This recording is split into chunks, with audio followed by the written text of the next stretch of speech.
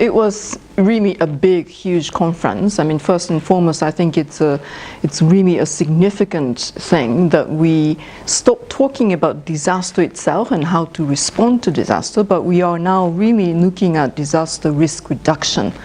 In other words, instead of actually trying to deal with the consequences of a disaster, we now actually look at the risk itself and how to reduce the risk, mitigate the risk, and then make investments before the disaster actually hits, so that the consequences will be minimized. This conference was very timely because in December, January 2015 of this year, Malawi faced a disaster in the form of a flood which affected 15 of our 28 districts.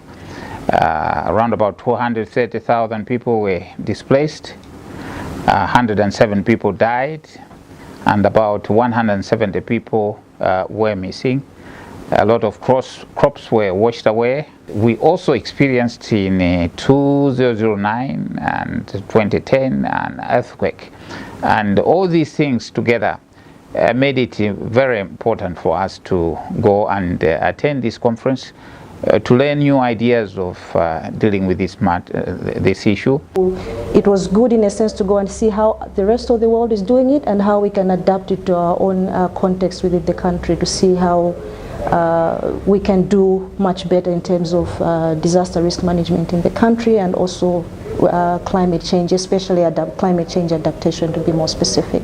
What we discovered as a country in our delegation was that there's a lot of work that is done in terms of coming up with guidelines or policies, but when it comes to implementing them, that's where a major challenge is. The conference itself was extended by half a day, but in the end, this 180 plus countries, member states, have actually agreed on the framework.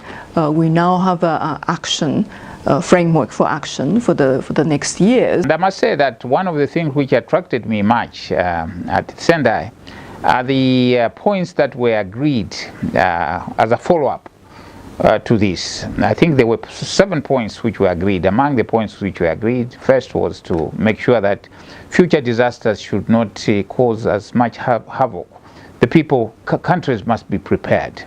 Unless development is risk-informed, it's not going to be sustainable. The development will not be sustainable.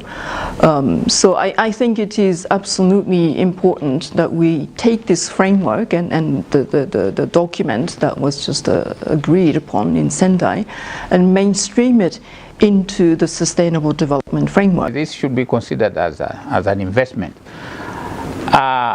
In the past, I must admit, sometimes we have dealt with this on a piecemeal, not as part of a strategy which is entrenched in the society. For us as the coordinating agency, it's like this is something that has already been accepted, but moving forward, this is something that we want to focus on more, so that different ministries and departments, different sectors take DRR as part and parcel of their day-to-day activities.